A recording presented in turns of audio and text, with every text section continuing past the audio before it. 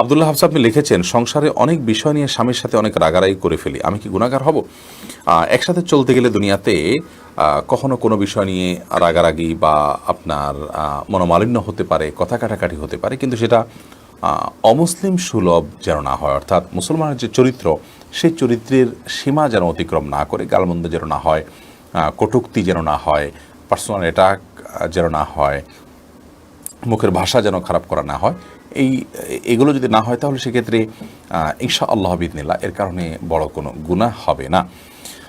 তবে যথাসম্ভব ঝগড়াঝাটি এগুলো থেকে নিজেকে বাঁচিয়ে রাখার কসরত করা, এটা নারী পুরুষ সকলের জন্য অত্যন্ত গুরুত্বপূর্ণ একটি ইবাদত। নবী করিম সাল্লাল্লাহু আলাইহি ওয়াসাল্লাম বলেছেন, মান তারাকাল মিরাআ ওয়া ইন কানা মুহিক্কা, যে ব্যক্তি ঝগড়া, বিবাদ, বিতণ্ডা, বচসা এগুলোকে এড়িয়ে চলে, ইগনোর করে, অথচ সে সত্যের উপর আছে, যার সঙ্গে ঝগড়া করার উপলক্ষ তৈরি হয়েছে, তিনি হয়তো রং জায়গায় অবস্থান করছেন, তারপরও নিজের সত্যের উপরে, নিজের সঠিকতার উপরে থাকা সত্ত্বেও জাস্ট কথা বাড়বে, এই জন্য তিনি যদি ঝগড়াকে এড়িয়ে যান, তাহলে তার জন্য নবী করিম সাল্লাল্লাহু আলাইহি ওয়াসাল্লাম জান্নাতের মধ্যখানে সেন্টার পয়েন্টে একটি প্রাসাদের জিম্মাদারি নিয়েছেন। আর এই কারণে ঝগড়া বিবাদ এড়িয়ে চলা এটা ইমানদারের উত্তম আখলাকের অংশ।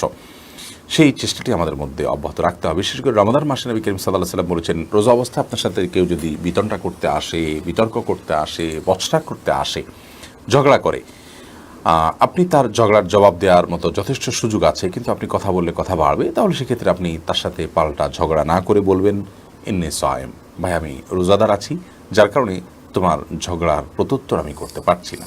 এটি রমাদান মাসের গুরুত্বপূর্ণ একটি আমল। এর মাধ্যমে নিজেকে ঝগড়াঝাটি এবং এ জাতীয় বিষয়াশয় থেকে নিয়ন্ত্রণ করার প্রশিক্ষণ কিন্তু আমরা লাভ করতে পারি।